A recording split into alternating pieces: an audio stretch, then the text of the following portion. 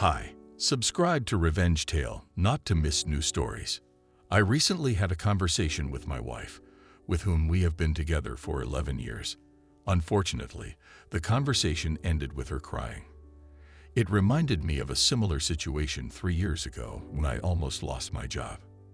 At that time, my wife Kate, also known as Catherine, was so upset at the thought of me missing our anniversary that she insisted that I come home.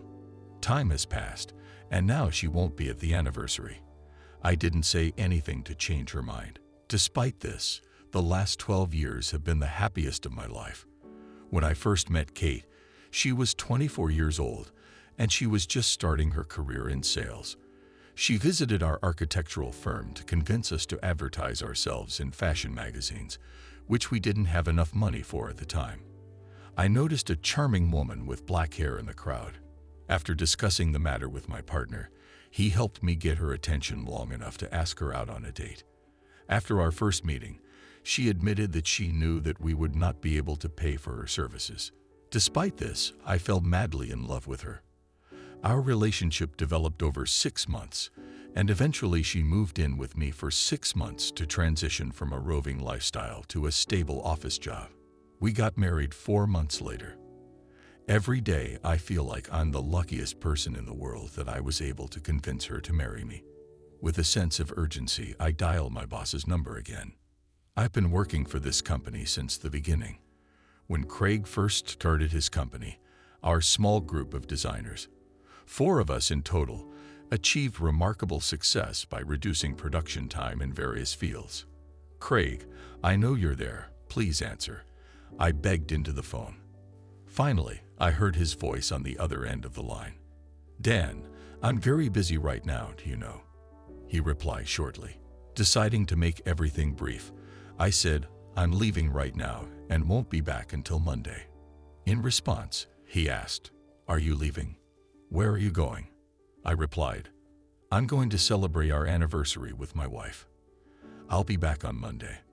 Have a nice trip, and don't forget to knock before you enter." He countered, "You always make me laugh."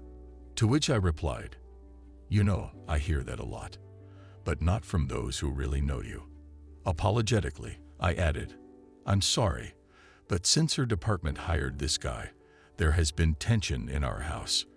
Maybe staying at a hotel will help diffuse the situation." I suggested, "Well, it definitely won't hurt. Just do me a favor. When you go on an adventure, remember me." Craig said, grinning. "I agree. I'll see you on Monday," I said. I didn't immediately hang up the phone, but asked Craig's secretary, Rosa, for a favor. She knew how to handle such issues, and I needed a plane ticket. After talking to her, I went home to pack my things. While packing my suitcase, the phone suddenly rang. "You have 45 minutes to get to the airport and go through security control. The ticket is waiting for you at the counter in your name," Rosa informed me. She has reserved a return flight for Sunday at 13:30. Unfortunately, there were no rooms available at the hotel where Kate was staying, so she booked a room 2 blocks away. "Have a nice trip. See you on Monday," Rose said. Upon hearing this, I ran to the bathroom to get my shaving kit, quickly packed it, and quickly checked the room, even turned off the coffee maker, which was unusual for me, before hurrying to the car. Over the past 15 years, I have discovered several shortened paths that have helped me achieve my goal faster. Despite the high speed, I managed to catch the plane with time to spare. After checking in, going through security and boarding, we finally boarded the plane. When I was comfortably seated, I put on my headphones and turned on the music. I'm a nervous passenger, and music helps me relax and stay calm. 3 hours into the flight, I was suddenly woken up by a light tap on my shoulder. I fell asleep, which is not surprising in light of my recent lack of night's sleep. Part of it was caused by the stress at work that Kate and I have been going through in the last few months. For more than 2 months, she kept her distance, not allowing me to get closer to her. It all started when she told me about a colleague from another department who was promoted and became her boss. She was determined to prove that such a decision was wrong and worked hard to show her worth. For the first 2 weeks, she came home exhausted, constantly discussing strategies to outperform Mr. Paul Reynolds. But over time, her resolve dried up, and after a couple of weeks, she mentioned that they had started cooperating. I became more and more anxious as their joint mission to win over a major client approached. Thoughts of a possible romantic relationship between them crossed my mind, but Kate always reassured me. Taking my bag out of the luggage compartment, I considered how to invite Kate to dinner quietly, without revealing the surprise. After arriving at my hotel by taxi, I struck up a casual conversation with the driver, who happened to mention a charming, dimly lit restaurant situated between our 2 hotels.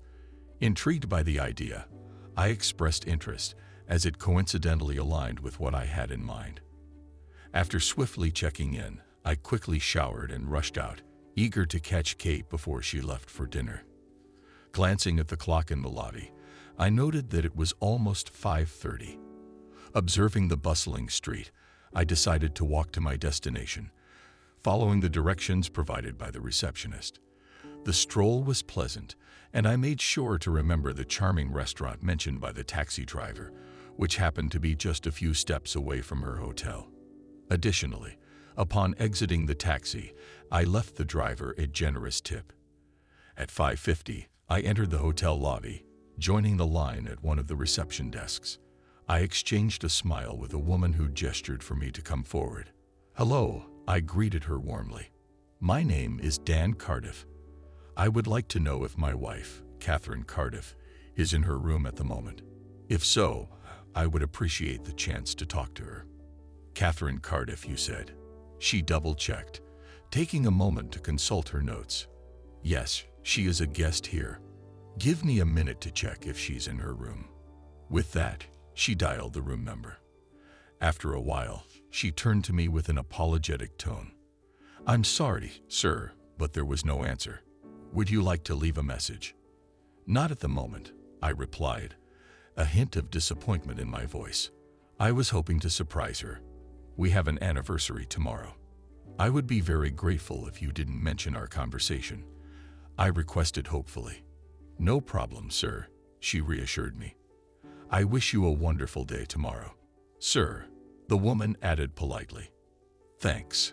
I'm thinking about going to a restaurant. Maybe luck will be on my side," I responded. "Good night," I bid her farewell. Heading to the far end of the lobby, I noticed a noisy hall packed with people engaged in various activities. Working, serving, sitting, eating. The hall was filled with a crowd.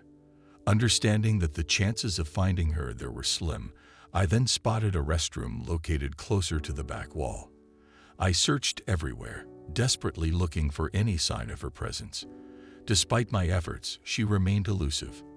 After finishing my business, I settled near the corridor entrance and once again scanned the room. It felt futile to continue searching in such a crowded place. However, I unexpectedly caught a faint sound of laughter, reminiscent of hers. I followed the wall with my eyes, but towering booths obstructed my view, allowing only glimpses of the faces of the men and women seated. Reluctant to approach any table until I could escape her notice, I retraced my steps and turned my gaze toward the wall.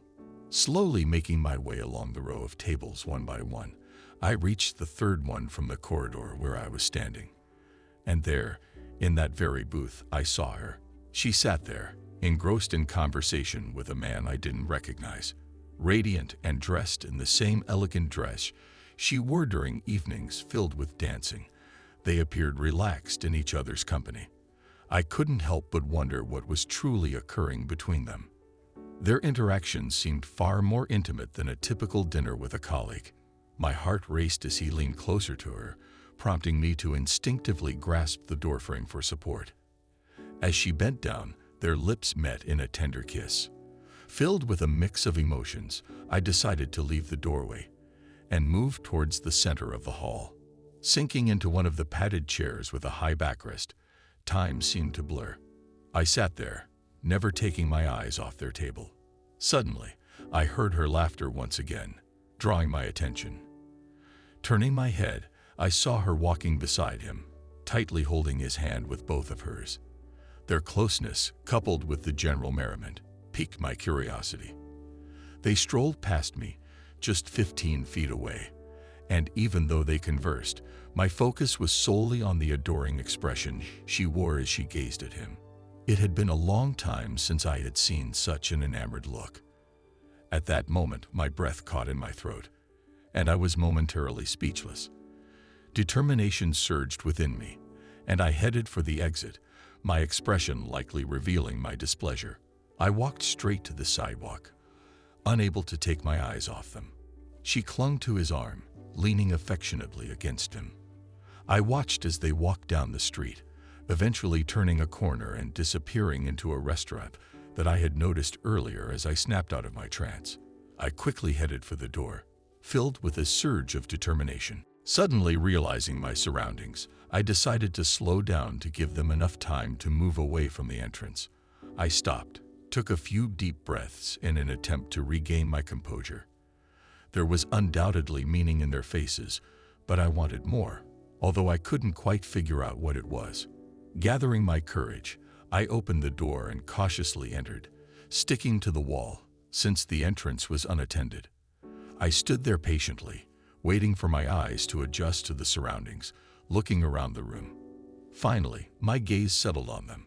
Sitting at a table designed for two at the farthest end, I approached them, holding on to the walls with my hands. After sitting down at a small table, the waitress immediately appeared behind me. "What can I bring, dear? What do you want?" "What is it?" she asked. I replied, "Double Scotch whiskey on the rocks." I heard them talking. "Our meeting is tomorrow at 10 o'clock, so we can celebrate late into the night," he told Kate in a whisper. "I'm glad you didn't let him force you to go home. We won't miss our 2-month anniversary no matter what," Kate exclaimed, and he added, "I can't believe it's been 2 months, and it could have been longer," he recalled. She laughed and added, "I had to play the role of an innocent girl with you, considering that I'm supposedly married." She shook her head in disbelief, remembering the moment when he approached her in Marge's presence and asked her out, fully aware of his marital status. "Marge even told me that I like you," he mentioned. "We should do something nice for her, because she played a significant role in our association," Kate suggested when the waitress came over, served them drinks, and quickly left, raising their glasses. They raised their glasses in a toast to the incredible 2 months they had spent together, and to the countless times they would spend together. "I'll do whatever it takes," he said, clinking glasses. "There will be many more," she replied happily. The waitress put my glass in front of me and asked, "Here, dear, is everything all right?" I handed her a $10 bill and said, "Thank you, madam," before turning his attention back to the next table. They looked up, but as a stranger, my presence seemed insignificant to them. Kate, noticing his gaze, turned and looked at me. "You know, a guy should always carry a camera with him for such moments," I said. Her expression was truly boundless, suitable for various posters as she sat with her lips moving wordlessly. "Wow, 2 months. It's a special anniversary. I still remember mine, but after 11 years it starts to lose its novelty." Looking at both of them, I heard myself saying, "Let's celebrate for 2 months. It's a symbol of passion and prosperity, isn't it?" "Well, a lovely couple like you definitely deserve a gift. Here's my suggestion," I said, tossing the ring in Kate's direction. "And here's a surprise." Paul interrupted Kate with a loud exclamation, realizing that staying here longer would lead to trouble. I turned to Kate, who was trying to calm him down, and said, "Tell him how lucky he was that he wasn't at my house. Contact me and let me know where you would like to get your things. If you're smart, avoid visiting my house. At the very least, you can put ice on your nose to reduce the discomfort," I said, turned around and left. Leaving the club, I quickly went back to the hotel. It was unlikely that Kate knew my current address, and given my behavior towards her friend, it seemed unlikely that she would follow me. To put some distance between us, I hurried into the hall. When I got to the front desk, I politely asked, "Excuse me, do you have airline contact numbers? I urgently need to book a plane ticket," the employee asked. Of course, sir. Can I find out your preferred airline, as well as your desired departure time and destination? After providing all the necessary information, she assured me that she would inform me about the details of the flight in my room. Back in the room, I started pacing back and forth, confused by the unfolding events. How could this happen? Then a thought struck me. Perhaps Kate missed her real purpose in life, her performance in recent years. As my irritation grew, I realized that I couldn't stay in the room any longer. Grabbing my bag in a hurry, I went down the stairs to the hall. When I reached the lobby, the receptionist, who had just finished a phone conversation, motioned for me to come over. "Sir, if you leave now, you can catch the last flight today. Registration closes in 30 minutes. If you miss it, the next flight will be in 3 hours," she told me. I replied, "Thank you." Hoping that taxi drivers in this area are reliable, I signed the receipt that the woman gave me. "I regret to inform you that I must shorten my visit. However, I kindly request that you join us on a future occasion," she said, offering a warm smile. As I made my way towards the exit, a flood of unforgettable memories enveloped me. Hastily leaving the lobby, I quickly hailed a taxi from the nearby parking lot. Taking a seat, I proposed a wager to the driver. "I bet you $50 that you can get me to the airport in under 30 minutes. The taxi driver replied, jolting me back to reality, "You got it, boss." It turned out that he was a skilled driver and managed to get me to my destination in just 20 minutes. Settling the fare, I added a generous $1.50 tip, expressing my gratitude, before hurrying towards the exit. Upon reflection later, I realized there was no need for concern as I had a few spare minutes after passing through security. Eagerly anticipating the boarding announcement, I found myself amused by the various distractions around me and had to suppress a laugh. In that moment, I recollected how Kate's mother had never truly approved of me, while Deborah seemed to have full control over her husband. She treated Greg poorly, as if he were insignificant. I couldn't tolerate such behavior, and she was well aware of that. One day, she even accused me of potentially being unfaithful to Kate, claiming she caught me glancing at other women while we were together. Throughout the entire flight, doubts nagged at me about what was transpiring. Retrieving the photo that I always carried with me, a snapshot of Kate and me, I scrutinized it closely. Unexpectedly, the person beside Kate in the picture seemed unfamiliar. Glancing around to ensure no one noticed, I fixated my gaze back on the photo. In the image, I stood beside Kate, but it was the way she looked into his eyes that captured my attention. It planted a seed of doubt within me. Despite the common belief that men are not known for their memory, I considered myself an exception. Like most women, Kate frequently tested my recollection by asking, "Do you remember this?" or "Do you remember that?"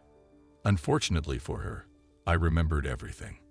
I retained every conversation, every plan, and every intimate secret we whispered in the darkness. Sitting there now, I couldn't help but contemplate if I had overlooked these developments for 2 whole months. What else had slipped past my notice?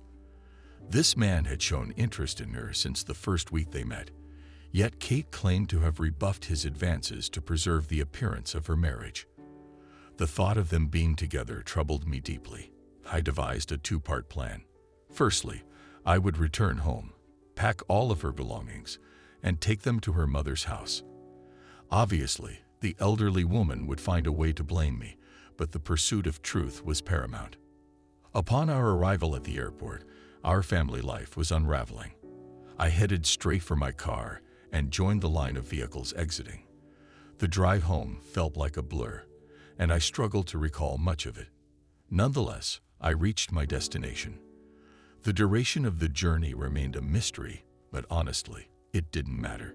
Stepping into the dimly lit house, an eerie sense of unfamiliarity washed over me. The realization that I had to acclimate to this site as the new normal consumed me. After setting down my bag, I made my way to the kitchen. En route, I instinctively activated the answering machine. A desperate voice on the other end pleaded, "Dan, please don't do anything impulsive. I'm on my way home so we can talk. Please wait until I arrive." She sounded pained, her emotions palpable. I believed the cheater deserved punishment, but I didn't want to hear it, especially not in that pleading voice. So I allowed my impulses to take over and forcefully struck the machine with my fist. Perhaps my actions were rash, but I needed to shield myself from ill-advised decisions. It was clear that sleep would not befall me that night. I made my way to the garage and gathered all the suitcases she had accumulated over the years.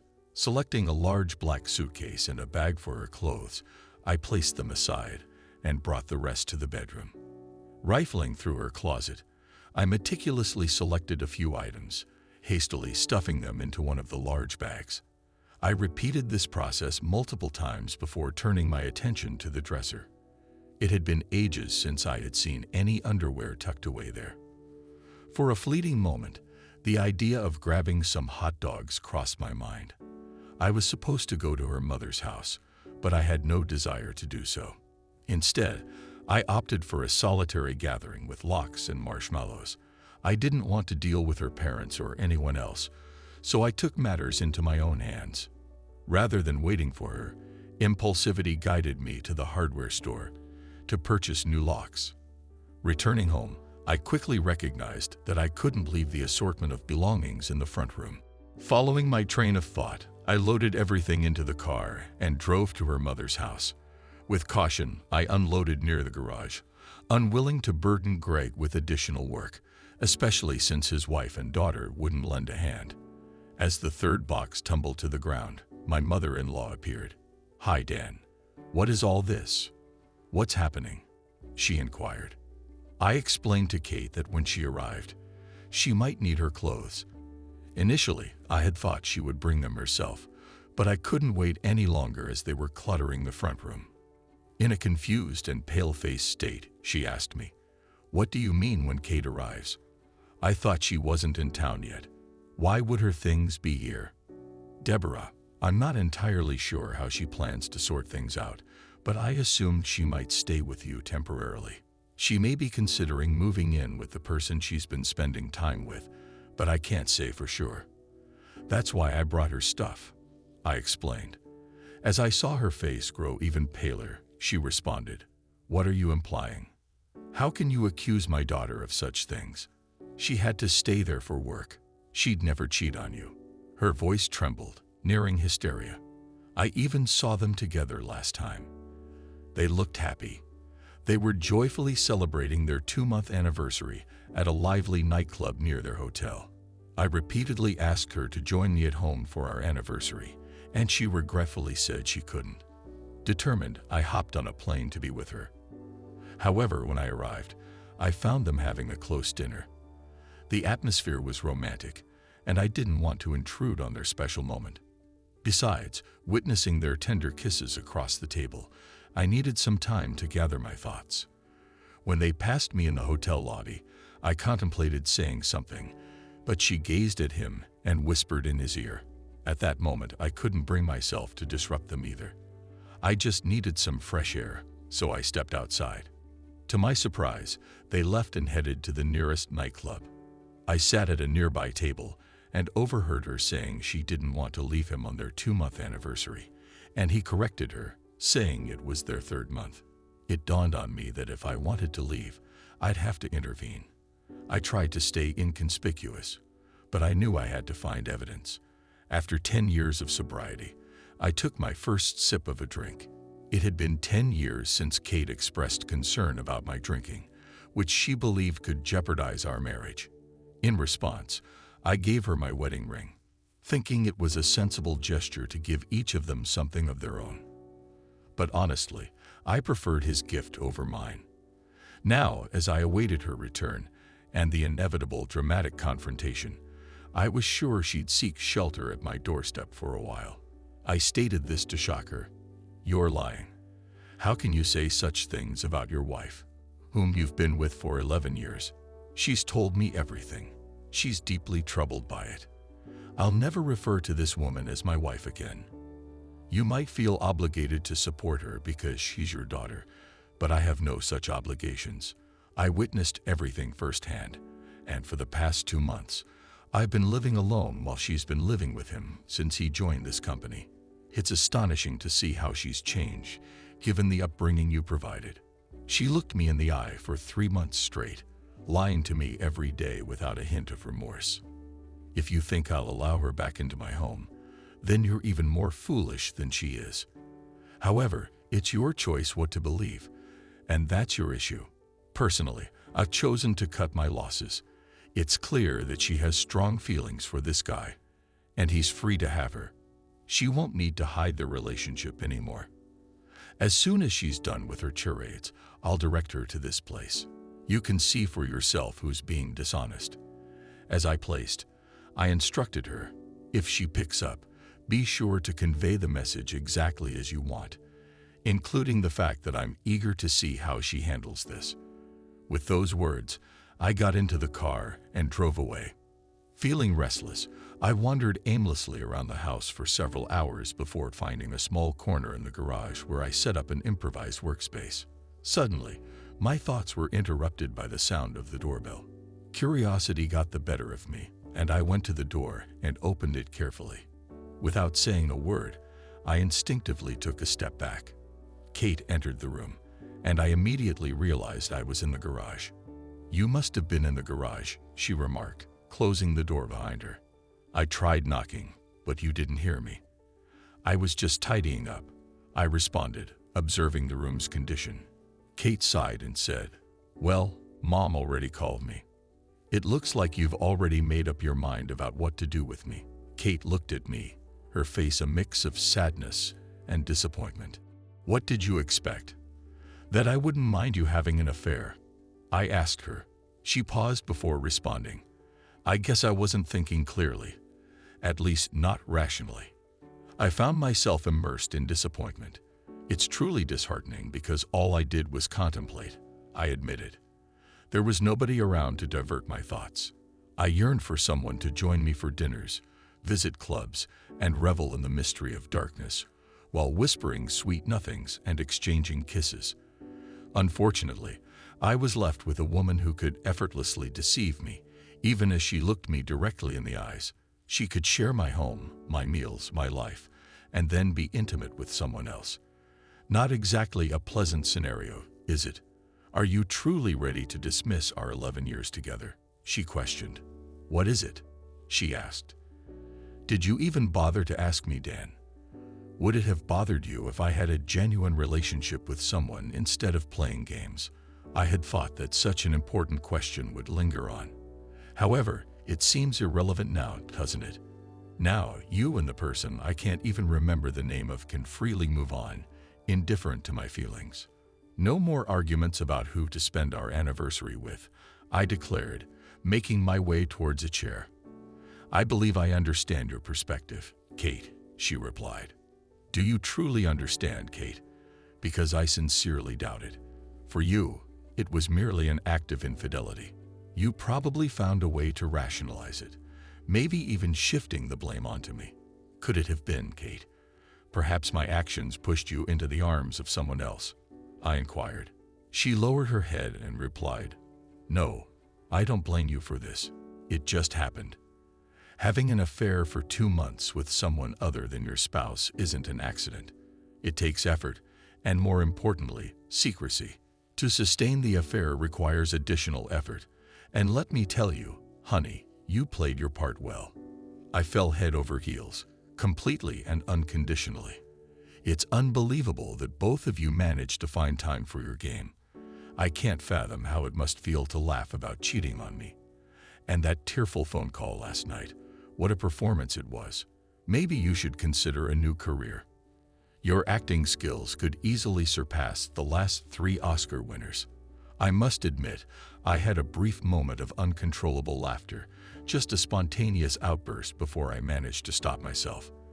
I don't know where it came from, but it's crystal clear that you don't love me. If that's how you treat someone you love, please spare me your anger. How can you believe that I don't love you after 11 years? She protested, indignant. "Listen, Kate, since you seem to be fond of questions, here's one for you, given your profound introspection. You know how your typical reactions in various situations are based on this. Just imagine that I discovered you were involved in a close relationship with another man. But it was a one-time occurrence, not a long-term affair. How do you think I would react? I asked. She leaned towards me and replied softly, "To be honest, I think I would have asked you to leave our home and initiated divorce proceedings." I thanked her for her honesty and confessed that I had anticipated such a response, even envisioning the possibility of her throwing something at me. "But who knows?" I pondered aloud. She responded with a faint smile. "Perhaps." And now, imagine that for nearly 3 months, every day we spent together meant nothing to me. It was all just an act, a facade to deceive you into thinking our relationship was thriving. In reality, I went through the motions while my heart belonged to someone else, spending entire days with my lover after leaving you. Can you honestly believe that I love you after nearly 13 years? Show me some confidence, Kate, I said seriously. It's as if you're suggesting that you don't care about this situation.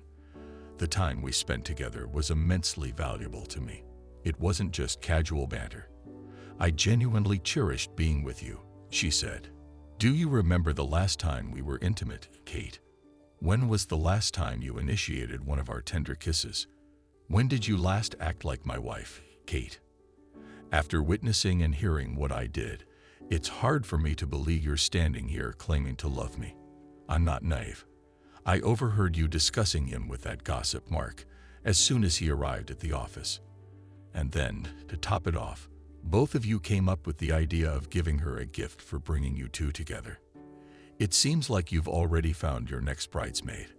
All that's left is to find his best man, and the wedding banquet will be ready, I commented, reclining in my chair. So it turns out you're just like me after all. Should I expect a server to show up at my doorstep? Kate inquired. What is it? She asked. First and foremost, I need to know where you're going to live. You won't find a process server waiting on your doorstep to deliver the divorce papers. I've taken that privilege for myself.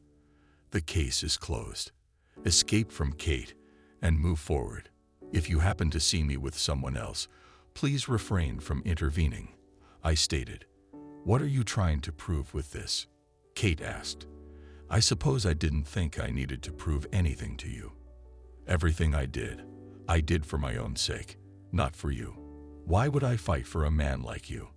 Those who showed me so little respect thought I would tolerate or make excuses for the way you treated me. When I gave you the ring, it was a clear indication that it was over. I don't want to invest my energy in something that no longer holds significance for either of us. I cannot forget or forgive. Based on your past and present behavior, it's clear that I am not a priority for you. So it is time for me to bid you farewell, Kate, and move on.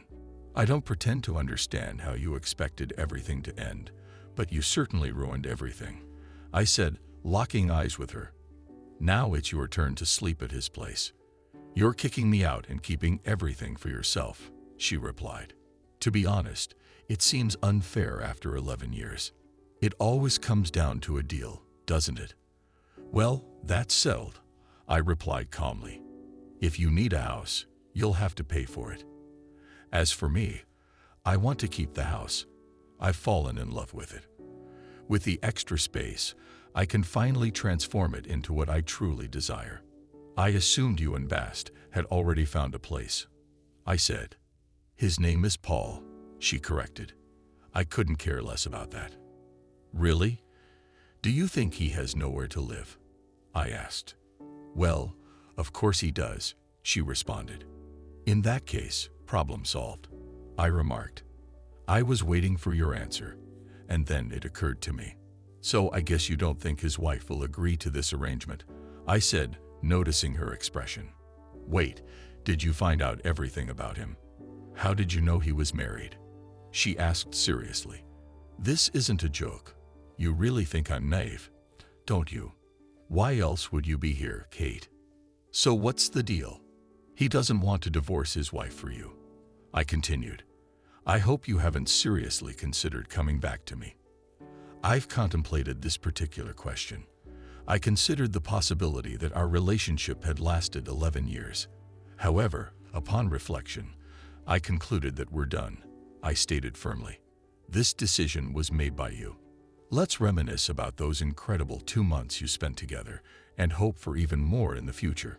Keep in mind, as I mentioned before, when I gave you the ring, it signified the end.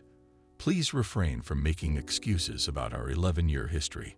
Those years didn't matter to you in the past and don't matter to me now. Therefore, I'll compensate for those 11 years with a set of legal documents as soon as they're prepared. The house offer remains unchanged. If you don't want to leave the house, you can come back and take whatever you want. It appears you're ready to move on without any hesitation. Divorce me and go on your way. You may be trying to elicit my sympathy, but I want to make it clear that I'm moving on from someone I can't trust living under the same roof with me. I will never trust you again. So what's your plan? Do you want to keep the house for yourself? No, I have no desire to keep this house. Give me a few days to find a new place, and I'll likely take a significant portion of the furniture, she replied, taking her hand out of her pocket. What should I do with this? She asked, handing me the ring. Do whatever you want with it. Oh, I have an idea. Why not use it as a toe ring? It would fit perfectly on your big toe, given how you treated him, I suggested. Okay, you know what? I could use some extra money. Maybe I'll pawn it, she warned. Well, you won't get much for it. They buy these things by weight, and most likely, you won't even get $1.30. You can't buy a genuine gold ring for your finger for $1.30, but that's just my opinion. It's your ring, so do as you please with it, I stated, turning towards the door. Did you get all my stuff out of the closet? She asked. Yes, I got everything, though I was a bit annoyed with the furniture at the time, I replied. I'll call you in a few days. I have to admit I didn't pack your things very neatly. I hope you still have clean, unwrinkled clothes after the trip. May I take a look? She inquired. Of course, don't be shy. You know where everything is, I said, noticing a slight frown on her face. I waited patiently as she inspected the room. I could hear her rummaging in the bedroom, then in the closet, and finally in the bathroom. A few minutes later, she returned downstairs, hastily packing cosmetics into a floral zip-up bag. Of course, I'd be happy to help as long as it's not too close to me, I replied, smiling affably, getting up to open the door for her when she suggested going for a walk.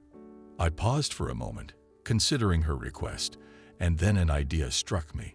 Wouldn't it be too much to ask you to run around instead? I inquired, maintaining a serious expression. I wouldn't dare kiss someone who knows where she's been, I retorted, closing the door behind her. This episode put an end to our communication. 3 months later, my lawyer carefully prepared all the necessary documents for the divorce and told me to pick them up from his office on Monday. There were 2 stops on my schedule for the day, first at the lawyer's office and then at my mother-in-law's house. The only goal was to get Kate's signature on the documents and make sure that she had no false hopes of reconciliation. After parking the car at her house, I slowly stopped, looking at the familiar facade, thinking about completing this last task. It may take some time, but eventually I will find solace in quiet nights again, because this chapter will finally close. After getting out of the car, I went through the front door and volunteered. To my surprise, my mother-in-law replied, "Well, Dan, what brings you here? What's going on?" "What is it?" she asked. "I thought you'd already forgotten us," I replied. "Not yet. Is Kate here?" I asked. "Yes, she's here. Come inside," she replied, closing the door behind her. A few moments later, Kate entered the room. "Kate, I'm here for you to sign these papers. I'm handing them over tomorrow, and then our divorce will be finalized. I just want it to be over," I explained. Kate sighed and said, "I've never been good enough for you, right? Do you really think that I'm just going to stand by and watch your actions for the last few months?" Kate left the room for a short time, but soon returned with a pen in her hand. She quickly signed her name on the right sheets, and I watched her every move carefully. When she was done, she forcefully put the pen down on the table and quickly put everything in a brown envelope ready for archiving. "You're free now," she said. "Thank you for signing this. Be happy and take care of yourself." Shifting her attention from me to herself, she added, "Mom, you can come into the room. Congratulate her as well." I replied, before leaving, "Good luck to you." And as I drove past the gate, I was overcome with mixed emotions. I understood that this was putting an end to the relationship for us, and I couldn't get rid of the feeling that life would go in a new direction. After only a month, our divorce was officially confirmed, and it was the beginning of a completely new life. At the time, I received unexpected news from Kate's father. He informed me that after our divorce, Kate asked Paul to leave his wife and marry her. However, Paul was honest with Kate and told her that he had no romantic feelings for her. It seemed that after such a revelation, Kate had to come to terms with the fact that she had to continue her life without me and without Paul, learning from our past relationships. Kate now lives with her parents, looking for a new job after the disgraceful dismissal from the previous one, along with Paul, thanks to me. According to her father, Kate is unhappy. She had several relationships, but they were all either with married men looking only for intimacy or with men with dubious reputations. Entanglement in a messy, intimate relationship led Kate to mental illness, and she is now undergoing therapy.